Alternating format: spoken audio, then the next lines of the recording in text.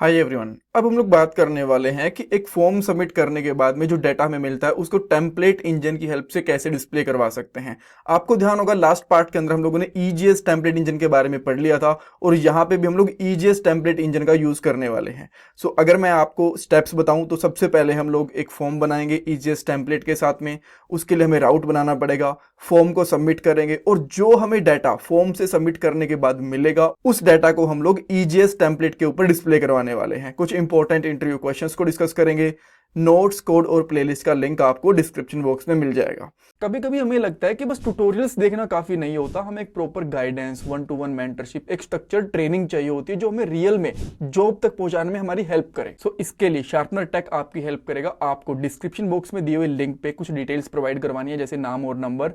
Then आपको हमारी side से एक कॉल आएगा। उस कॉल में आप लोग आपके जितने भी डाउट्स हैं, क्वेश्चंस हैं, वो पूछ सकते हो और अपने करियर को सही डायरेक्शन में लेके जा सकते हो। और ये कॉल बिल्कुल फ्री ऑफ कॉस्ट है, इसका कोई भी चार्ज नहीं है। और हाँ, इनका एक पे आफ्टर प्लेसमेंट प्लान भी है जिसके अंदर पहले आपकी जॉब लगेगी, उसके बाद आपको इनको पे करना रहेगा। आप उसके रिगार्डिंग भी इनसे बात कर सकते हो, इनसे पूछ सकते हो। So check out the description box. अब हम लोग कोड पे चलते हैं और जो लास्ट पार्ट के अंदर कोड करा था सारा कोड हम लोग हटा देंगे और एक्सप्रेस को इंपोर्ट करेंगे फ्रॉम एक्सप्रेस। उसके बाद हम लोग एक कांस्टेंट ले लेंगे ऐप नाम से और इसके अंदर एक्सप्रेस को असाइन कर देंगे, एक्सप्रेस वाले फंक्शन को। उसके बाद में हम लोग राउट क्रिएट करेंगे, 2 राउट बनाएंगे हम लोग। एक होगा हमारा ऐड यूज़र वाला, ऐड यूज़र, और इसके लिए हम लोग एक कॉल बैक फंक्शन बनाएंगे सेकंड पैरामीटर के अंदर। इसके अंदर रखेंगे रिक्वेस्ट एंड रिस्पॉन्स। ठीक है, सेम इसी तरीके से हम लोग यहाँ पे एक राउट और बनाएंगे और ये रहेगा हमारा सबमिट यूज़र। और ये जो सेकंड राउट रहेगा ये पोस्ट टाइप का रहेगा, बिकॉज यहाँ पे हम लोग एक फॉर्म बनाने वाले हैं जो कि पोस्ट मेथड के साथ रहेगा। अब मैं क्या करूँगा, जो हमारा व्यूज़ वाला फोल्डर है ना, इसके अंदर 2 फाइल बनाऊंगा। एक रहेगी हमारे पास ऐड यूज़र करके, add user dot EGS, and second file रहेगी हमारी यहाँ पे submit user dot EGS. Cool. अब ऐड यूज़र के अंदर एक छोटा सा फॉर्म बना लेता हूँ। यहाँ पे HTML5 के कुछ टैग्स यूज़ करेंगे। यहाँ पे इसका टाइटल कर देता हूँ ऐड न्यू यूज़र। एक फॉर्म बना लेंगे पोस्ट टाइप का और इसका एक्शन रहेगा हमारे पास सबमिट यूज़र, बिकॉज यही राउट हम लोगों ने यहाँ पे पोस्ट रिक्वेस्ट के लिए बनाया है।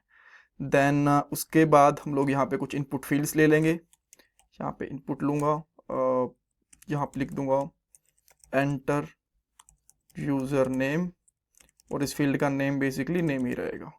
देन हम लोग यहाँ पे 2 BR टैग ले लेंगे और इनके अंदर हम लोग यहाँ पे कुछ इनपुट फील्ड्स और ले लेते हैं, एंटर यूज़र एज और enter user email ID. Then यहाँ पे एज एंड ईमेल कर देंगे हम लोग। ठीक है, और लास्ट में हमें एक बटन भी चाहिए, एक बटन ले लेंगे ऐड यूज़र करके और दैट्स ऑल। ठीक है, अब हम लोग टेम्पलेट इंजन को यहाँ पे रजिस्टर कर लेते हैं। सो यहाँ पे लिखेंगे ऐप डॉट सेट और यहाँ पे आएगा व्यू इंजन और व्यू इंजन का नाम है हमारे पास यहाँ पे EJS। कूल। आफ्टर दैट यहाँ पे आके हम लोग बेसिकली सेट कर लेंगे रिस्पॉन्स डॉट रेंडर और रेंडर के अंदर हमारी फाइल का नाम जो हमें यहाँ पे लोड करवाने विच इज़ ऐड यूज़र, और इसको एक्सटेंशन देने की यहाँ पे ज़रूरत नहीं है, बस इतना ही करना है आपको। इसके बाद आपको यहाँ पे पोर्ट भी, एक पोर्ट के ऊपर एप्लीकेशन को रन करना पड़ेगा, ऐप डॉट लिसन 3200, ये चीज़ हो गई। और एक चीज़ हो रहा है, यहाँ पे आपको स्लैशेस डालने पड़ेंगे बेसिकली। और अब हम लोग ब्राउज़र पे चलते हैं और यहाँ पे लिखते हैं लोकल होस्ट और यहाँ पे लगा देंगे ऐड स्लैश हाइफन यूज़र और आपके पास यहाँ पे फॉर्म आ गया। अब जैसे मैं इस फॉर्म के ऊपर आता हूँ, मैंने कुछ डिटेल्स एंटर कर दी, लेट्स से ईमेल मैंने यहाँ पे ये ऐड कर दिया, इसको सबमिट करूँगा तो अभी के लिए सबमिट हो तो गया, बट ये घूमे जा रहा है बिकॉज इस राउट के ऊपर ये आ तो गया, बट यहाँ पे कुछ दिखाने वगैरह के लिए है नहीं हमारे पास। राइट, तो ये एक पेज है जो कि ब्लैंक है। सो अगर आप यहाँ पे आके सिंपली कर दोगे रिस्पॉन्स डॉट रेंडर और इसके अंदर यहाँ पे डाल दोगे सबमिट यूज़र, तो एक बार के लिए यहाँ पे ब्लैंक पेज एटलीस्ट शो हो जाएगा। एक बार फिर से एंटर करता हूँ यहाँ पे आने के बाद में और आप देख सकते हो submit user is not defined. ऐसा क्यों भाई? अच्छा, यहाँ पे स्ट्रिंग में आएगा ना यार ये, सॉरी। ठीक है, फिर से इसको रिफ्रेश कर लेते हैं और अब ये ब्लैंक पेज आ गया, राइट, बिकॉज यहाँ पे कुछ भी नहीं है। सो मैं यहाँ पे एक बेसिक सा HTML का स्ट्रक्चर बना लेता हूँ। यहाँ पे कर दूंगा यूज़र डिटेल्स और समथिंग, और देन हम लोग यहाँ पे क्या करते हैं, एक H3 के 3 टैग ले लेते हैं और यहाँ पे करता हूँ नेम इस तरीके से। और इसके अंदर हम लोग बेसिकली क्या करेंगे, जो EJX वाली ब्रेसेस होती हैं उनको ओपन करेंगे एंड क्लोज करेंगे। देन इसके बाद में परसेंटेज एंड देन इक्वल, और यहाँ पे हमारे पास डाटा आ जाएगा, राइट। सो यहाँ पे क्या डाटा आएगा, ये एक बार हम लोग एक मिनट बाद में लेंगे, बट एक बार ना इसको तो मैं कमेंट आउट कर देता हूँ यहाँ पे।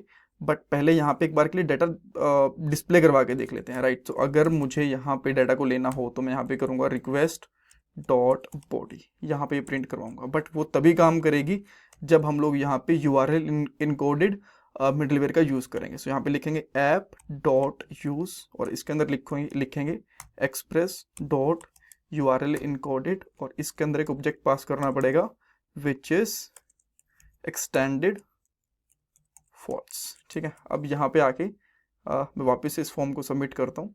देन आप यहाँ पे चेक करोगे कि हमारे पास नेम, एज और ईमेल आईडी तीनों चीज़ें आ चुकी हैं, राइट। सो इस जो ये यूज़र बॉडी है ना, इसको मैं सेकंड पैरामीटर में ऐसे पास कर सकता हूँ, तो सारा का सारा डाटा आ जाएगा हमारे पास, राइट। और यहाँ पे हम लोग क्या करेंगे, नेम को इस तरीके से लगा देंगे। तो अब नेम तो एटलीस्ट दिखना चाहिए यहाँ पे। इसको रिफ्रेश करूँगा तो नेम यहाँ पे आ गया, राइट। सेम इसी तरीके से नेम के साथ साथ हम लोग दो चीज़ें और करेंगे, एज और ईमेल आईडी। एज के लिए हम लोग यहाँ पे कर देंगे एज वाली जो यहाँ पे की थी, और ईमेल के लिए ईमेल वाली कर देंगे, एंड देन रिफ्रेश, यहाँ पे डाटा आ गया। अब एक न्यू यूज़र करके देख लेते हैं, पीटर, एज लेट से है इसकी 12, और इसकी ईमेल आईडी है peter@test। सबमिट करूँगा, यहाँ पे पीटर की डिटेल मिलेगी। सो इस तरीके से हम लोग EJX के अंदर डाटा को एक फॉर्म से गेट कर सकते हैं और यहाँ पे सबमिट करवा सकते हैं, राइट। और आने वाले पार्ट्स के अंदर हम लोग और भी चीज़ें देखेंगे EJS के साथ, अगर हमें लूप्स वगैरह लगाने हो तो वो कैसे लगा सकते हैं and all. And for now thank you so much. Interviews के अंदर ये पूछ सकते हैं कि आप EJX की हेल्प से एक पेज को कैसे रेंडर करवाओगे।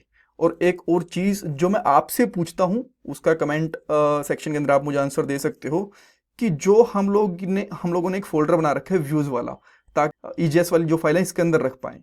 सो क्या हम लोग इस फोल्डर का नेम चेंज कर सकते हैं कि नहीं कर सकते हैं? कर सकते हैं, तो कैसे कर सकते हैं ये आपको बताना है। एंड नोट्स एंड कोड के लिए आपको द कोडिंग स्किल्स के ऊपर जाना है, यहाँ पे कोर्सेज पे क्लिक करना, यहाँ पे आपको नोड वाली सारे वीडियोस के कोर्सेज और कोड वगैरह यहाँ पे मिल जाएगा।